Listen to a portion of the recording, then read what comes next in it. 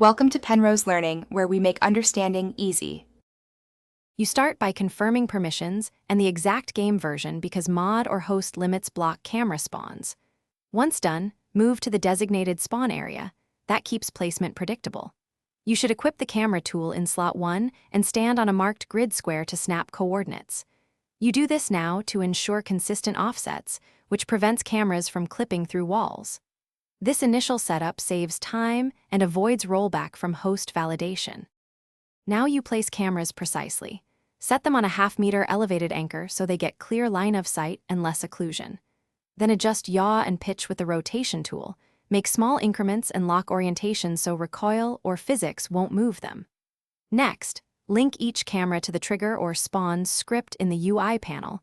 That's critical because the link tells the game when and how the camera activates. Make sure you test one camera before repeating the sequence. To finish, run an activation test in a private round so you can observe camera behavior without interference. If a camera fails to activate, check network lag and server-side validation because those commonly block remote triggers.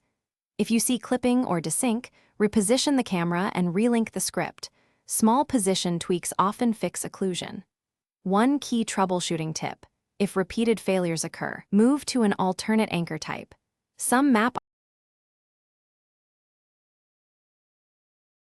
Thanks for watching. If this was helpful, leave a like and consider subscribing. See you next time.